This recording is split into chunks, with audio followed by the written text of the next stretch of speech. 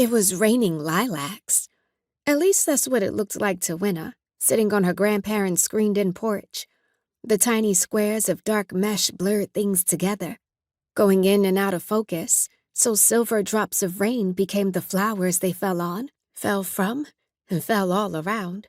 Winna took off her glasses to make it more like that, more mixed up and mysterious. Magic. Magic was real. Grown-ups and high school kids said there was no such thing, but Winna knew they were wrong. They just said that because they had given up.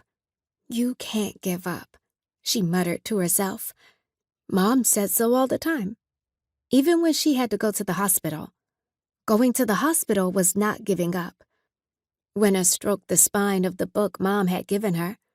Well, Mom had given her the money to buy it, digging into her purse and trusting her with a whole month's allowance before she got into a taxicab to the hospital and shut the door and blew a kiss out of the open window as the cab pulled off down the street.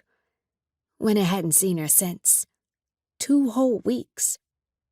She left her glasses off and picked the book up from the patchwork quilt she had tucked around her legs so she could sit alone on the cool, flower-smelling porch. She had to put the page way up close to her face, which was supposed to be bad for you, but maybe some of the story would rub off on her. It was called The Time Garden. It was by Winna's favorite author right now, Edward Eager.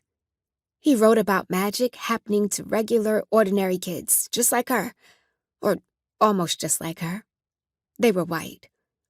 They always managed to find an enchanted something, a well, or a book, or a coin. Winna was tall for her age, 10, and she was constantly being told to stand up straight and act like she was proud of her height by everyone but Mom, who must have heard the same thing all her life. Winna tried to have good posture, like everyone wanted, but it was hard when she was always looking on the ground for a magic object. A ring, maybe? Or a scroll of papyrus inscribed with strange runic symbols? Meanwhile, there was the book. The adventure started when Anne, Roger, Eliza, and Jack discovered an enchanted plant that let them travel in time. The magic had just whisked them away to a tropical island, and now they were trying to keep their own parents, who as children had apparently had similar adventures, from being consumed by cannibals for lunch.